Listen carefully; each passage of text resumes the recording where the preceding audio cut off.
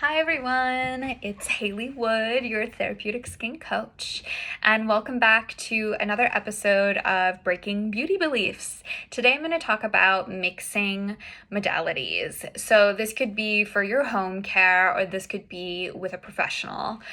There are so many trends out there right now that it's rare that I get a new client who hasn't already done a lot of different things to their skin and they're coming to me to either fix it or because, all right, they've done all of the medical practices or the standard sort of conventional skincare, and now they're just looking to explore what a holistic practice would be like. As much as I want to be the person that introduces them to something a little bit more holistic and a little bit more yin or calming to the skin that just allows the integrity of the skin to just sort of naturally heal, and that's a little bit more of like an intuitive inward work.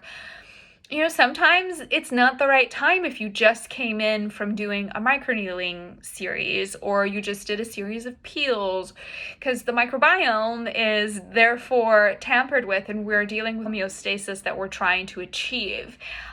So when I come in and I'm asking about hormone health, I'm asking about gut health, I'm asking about sleep patterns, I'm asking about stress levels, it could feel a little confusing to someone who just went in, had something done, and it was a little bit more of a topical conversation. Skincare is definitely a spectrum, and I love the fact that there's so much interest in skincare nowadays where people are willing to invest in it, they're willing to explore different modalities, but it can be a little overwhelming to the skin to do too much all at once. And I think we get in the mindset that, the more preventative work we do, the better, the more anti-aging that could be, and the more it could help resolve an issue quickly. But the skin doesn't necessarily work that way. We have this natural cycle of, releasing skin cells and allowing the skin to sort of self-heal. It works as a barrier, but it's also a filter and it's a temperature regulator. It's got all of these great and incredible functions naturally that, when we're disrupting it too much, it's almost as though we are telling the skin we don't trust it and that we are interrupting its authority and its communication with us. We don't need to tell the skin what to do all the time because it's naturally doing that for us since we were born and since we were in our mother's wombs and until the day we die. So when it comes to mixing modalities, there are a few things I want you to consider. First, why are you choosing to do so many different things at once? Is it because you're looking to address something much quicker and you're not getting the results that you want?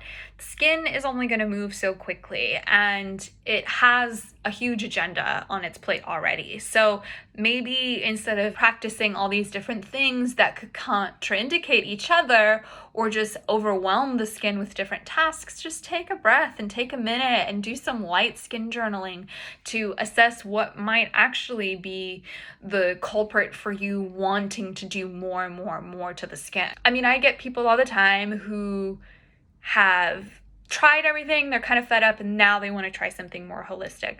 I'm down, and I have their commitment that they're going to stick with something holistic for at least a few months so that we can really give their skin a chance to acclimate to a different form of care.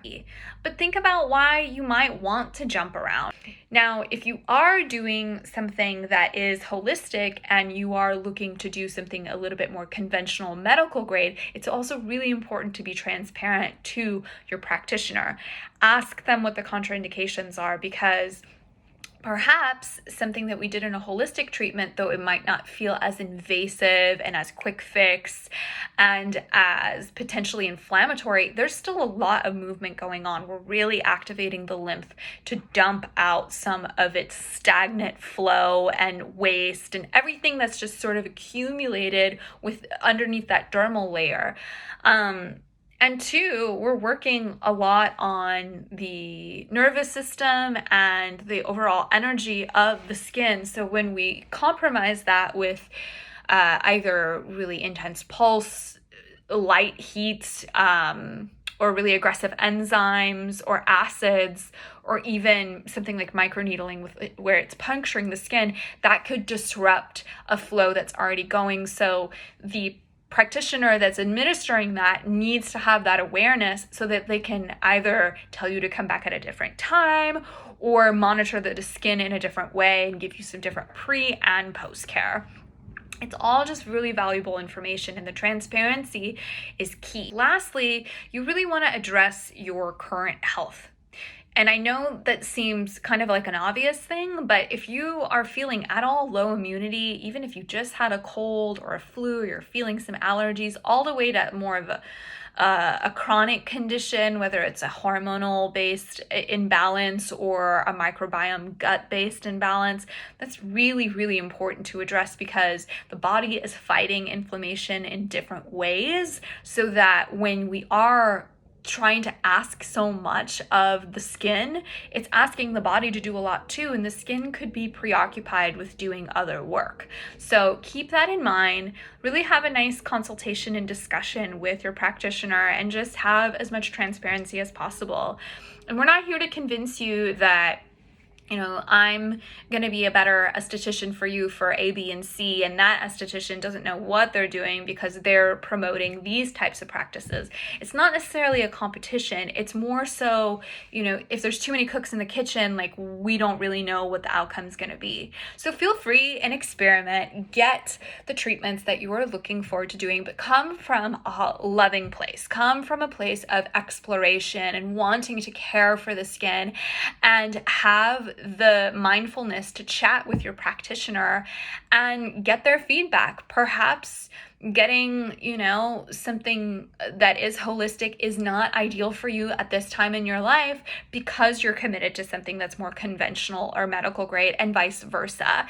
Doesn't mean that it's not in your future. It could just mean that it's not the right time right now. And that's really valuable insight to have, regardless of where you're at. So let me know what you think, and if you have any questions, I'd love to discuss more on this topic if need be. And have a great day, everybody. I'll be back with another episode very soon.